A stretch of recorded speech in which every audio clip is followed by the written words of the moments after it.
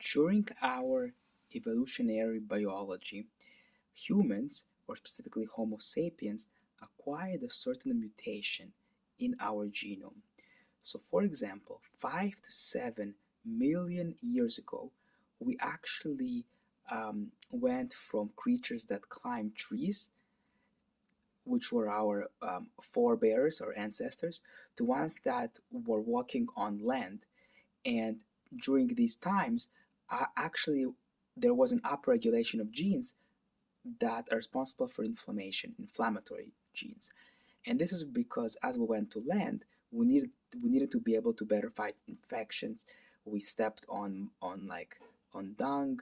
We punctured our toes. We ate like raw meat with pathogens, etc., etc. So there was a need to increase inflammation, and essentially there was this genomic changes that took place, and so that actually is interesting because we have these genes, these ApoE genes that are responsible for neurodegenerative diseases, and we always had the ApoE4 genes, right? And that's the reason why 5 to 7 million years ago, up until now, we literally had the ApoE4 genes, which increase the levels of inflammation by increasing your tumor necrosis factor and interleukin 6 and C-reactive proteins. All of these inflammatory markers go up.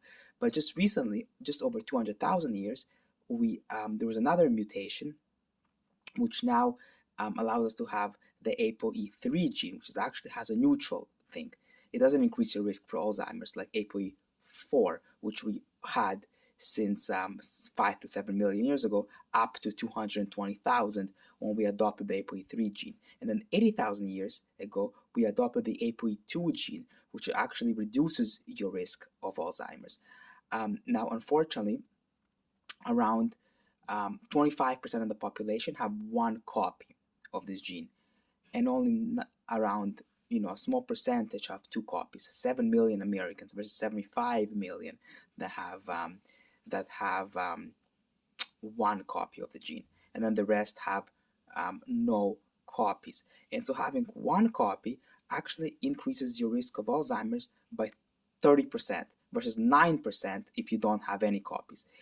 And having two copies increases your risk by at least 50%, 50 to 90%, 90.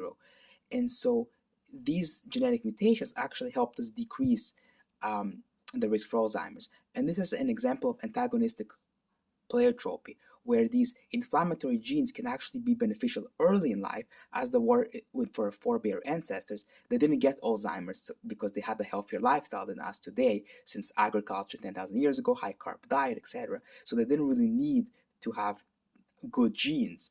And so that's why we evolved those better genes, better variations of the ApoE, such as ApoE2 and ApoE3, versus the ApoE4, which increases the risk of Alzheimer's. But later in life, of course, that high level of inflammation from the ApoE4 increases the risk of Alzheimer's and all other chronic disease like cardiovascular disease and cancer, for example, and diabetes, etc. But so it increases your risk, and that's an example of antagonistic pleiotropy, where a gene variation that may be advantageous early in life actually comes back to bite you later in life.